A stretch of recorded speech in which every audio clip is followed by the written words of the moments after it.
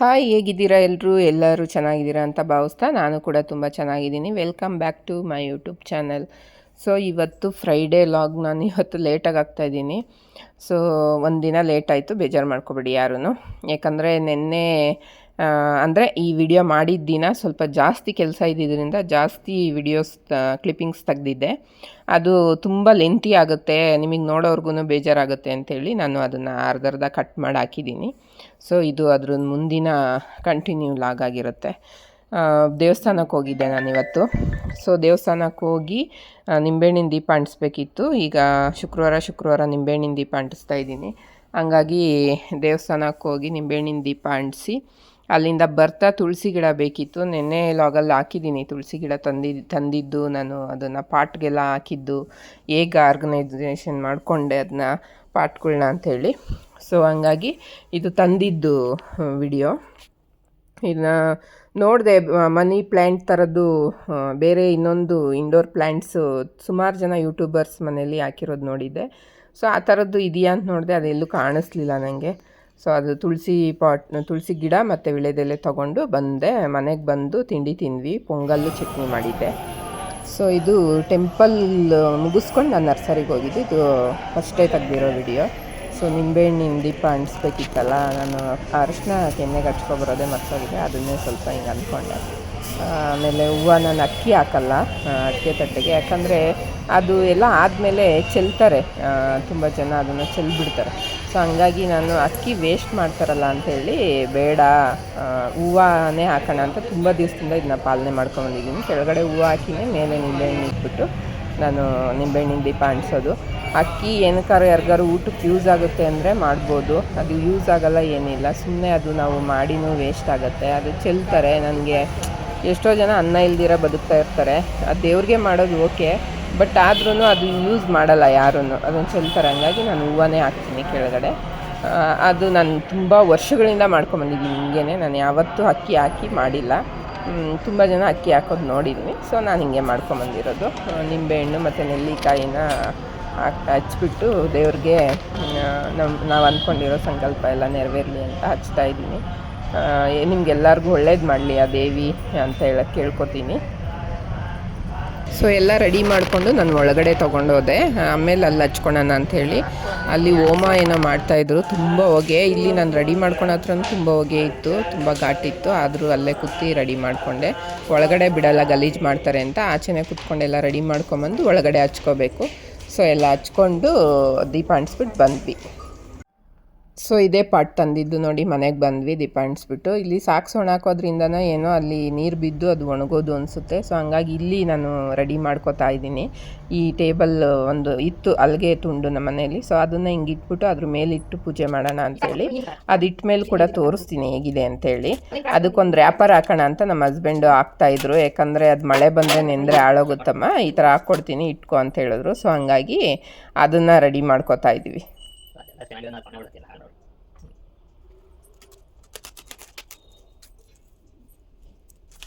ನೋಡಿ, ಇದು ನಾನು ಮಂತ್ರಾಲಯದಿಂದ ತೊಗೊಂಬಂದಿದ್ದು. ಕದ್ದೆ ಅಂತಂದಿಲ್ಲ, ಫೋಟೋ ಹೊಡ್ಕೊಳೋಣ ರೀಲ್ಸ್ ಮಾಡೋಣ ಅಂತ ನಿಲ್ಲಿಸಿದಾಗ ಅಲ್ಲಿ ತೋಟದಲ್ಲಿ ಹತ್ತಿ ಬೆಳೆದಿದ್ರು.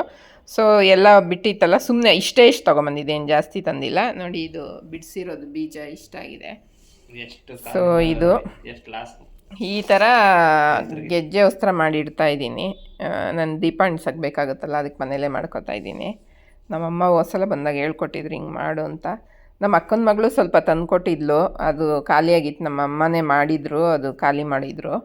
ಸೊ ಈಗ ನಾನು ಮಂತ್ರಾಲಯದಿಂದ ತಂದಿದ್ದು ಇವತ್ತು ಮಾಡ್ತಾಯಿದ್ದೀನಿ ಗೈಸ್, ಫ್ರೀಯಾಗಿ ಕೂತಿದ್ನಲ್ಲ ಮಾಡ್ತಾಯಿದ್ದೀನಿ. ಸೊ ಈಗ ಎಲ್ಲ ದೇವ್ರ ಮನೇಲಿರೋ ಐಟಮ್ ಎಲ್ಲ ತೆಗಿತಾ ಇದ್ದೀನಿ, ಯಾಕಂದರೆ ಕಾರ್ಪೆಂಟ್ರಿಗೆ ಹೇಳಿದ್ದೆ. ನಾನು ತುಂಬ ದಿವಸದಿಂದ ಹೇಳ್ತಿದ್ದೆ, ಅವ್ರು ಬರ್ತಾನೆ ಇರಲಿಲ್ಲ. ನಾನು ಈ ಮನೆಗೆ ಬಂದಾಗಿಂದ ಫೋಟೋಗೆ ಮಳೆ ಹೊಡಿಸ್ಬೇಕು ಅಂತ ವೆಯ್ಟ್ ಮಾಡ್ತಿದ್ದೆ. ಇದನ್ನು ಆರ್ಟಿಫಿಷಿಯಲ್ದು ಬರುತ್ತಲ್ಲ ಗಮ್ಮದು ಅಂಟಿಸೋದು. ಸೊ ಈಗ ಚೆನ್ನಾಗಿದೆ ನೋಡ.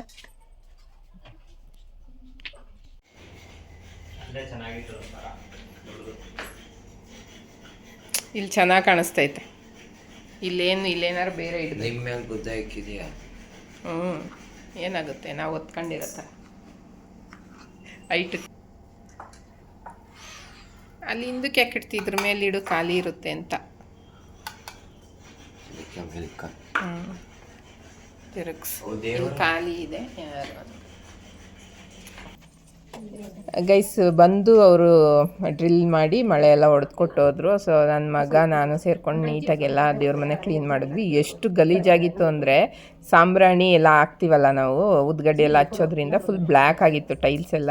ಸೊ ಅದಕ್ಕೊಂದು ಸ್ಪ್ರೇ ಎಲ್ಲ ಹೊಡೆದ್ಬಿಟ್ಟು ಮತ್ತೆ ಹಂಗೆ ವಿಮ್ ಜೆಲ್ಲಲ್ಲಿ ನೀಟಾಗೆಲ್ಲ ಉಜ್ಜಿ ಬಟ್ಟೆಯಲ್ಲಿ ಒರೆಸಿ ಒಂದು 4-5 ಸಲ ಒರೆಸಿದ್ದೀವಿ. ಆವಾಗ ಎಲ್ಲ ಕ್ಲೀನ್ ಆಯಿತು. ಸೊ ಈ ಥರ ಕ್ಲೀನ್ ಮಾಡಿ ಆಮೇಲೆ ನಾನು ಬೆಳಗ್ಗೆನೇ ತಲೆ ಸ್ನಾನ ಮಾಡಿ ದೇವಸ್ಥಾನಕ್ಕೆ ಹೋಗಿ ಬಂದಿದ್ದೆ ಆಲ್ರೆಡಿ. ಇದೆಲ್ಲ ಕ್ಲೀನ್ ಮಾಡಿದ್ರಿಂದ ಸಾಯಂಕಾಲ ಇನ್ನೊಂದು ಸಲ ಮೈಗೆ ಸ್ನಾನ ಮಾಡಿ ದೇವ್ರ ಫೋಟೋ ಎಲ್ಲ ಒರೆಸಿ ದೇವ್ರಿಗೆ ಅಲಂಕಾರ ಎಲ್ಲ ಮಾಡಿ ಆಮೇಲೆ ಪೂಜೆ ಸ್ಟಾರ್ಟ್ ಮಾಡಿಕೊಂಡೆ. ಪೂಜೆ ಎಲ್ಲ ಮುಗಿಯೋಷ್ಟರಲ್ಲಿ 7 o'clock 7:30 ಆಗೋಗಿತ್ತು. ಸೊ ಲೇಟಾಗಿತ್ತು, ಆದರೂ ಎಲ್ಲ ಬೇಗ ಮುಗಿಸಿದ್ವಿ. ಸೊ ಇವನು ನನಗೆಲ್ಲ ಕ್ಲೀನ್ ಮಾಡಿಕೊಟ್ಟಿದ್ದರಿಂದ ಒಂದು ಸ್ವಲ್ಪ ನನಗೆ ಹೆಲ್ಪ್ ಆಯಿತು.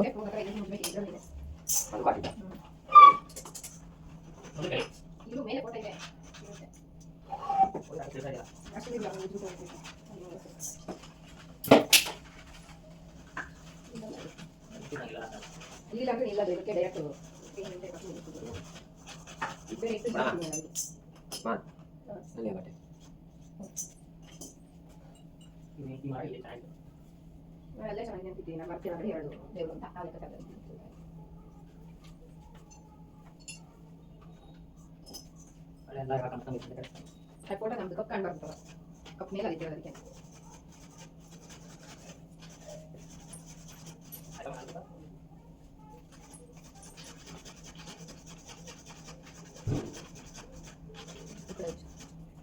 ಎಷ್ಟು ಟೈಲ್ಸು ಕರೆಯಾಗಿದೆ ಚಿನಿ ಗೊತ್ತೇ ಆಗಲ್ಲ. ಹೆಂಗೆ ಕರ್ರದಾಗಿತ್ತು ಈಗ ನೋಡ್ಬೇಕಡೆ ಇದೆರಡು ಉದ್ಯೋನೆ ನೋಡಿ. ಇದು ಸಾಂಬ್ರೆ ಕೊಟ್ಟಿಲ್ಲ ಅದು ಅವರು ಅದು ಮಾಡ್ಕೊಂಡು ಬಂತು ನೋಡಿಲ್ಲ. ಕಡೆ ಬಂದರೆ ನೋಡಿಲ್ಲ.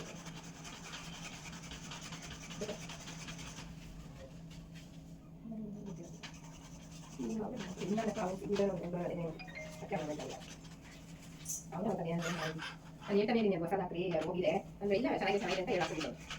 ಅವ್ರು ಬಿಡ ಹೇಳ್ತಾನೆ ಸ್ವಾಮಿ ಹೊಸದ ಹಾಕ್ಬಿಡ ಅದನ್ನೇ ಅಡ್ಜಸ್ಟ್ ಮಾಡ್ತಾರೆ. ಸರಿ ಅದನ್ನು ಕೊಟ್ಟು ಅದನ್ನು ಬಾಜಿ ಚೆನ್ನಾಗಿದೆ.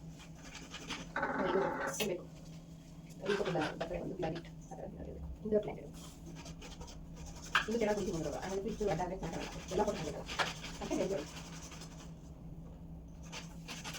ಈ ಕಡೆ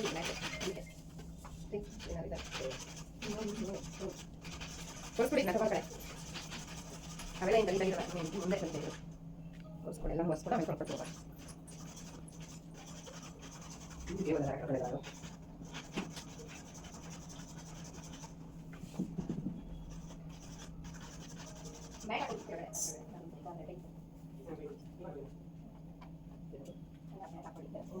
ಎಷ್ಟಾಗ್ಬೋದು ಆ ಕಡೆ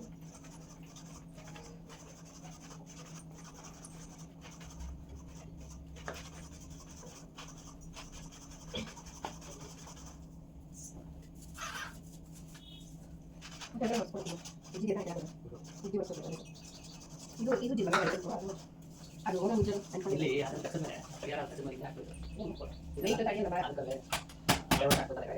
ಈ ಪರ್ಸನ್ ಕೂಡ ಅಲ್ಲೆಲ್ಲ ಇವತ್ತು ಒಂದು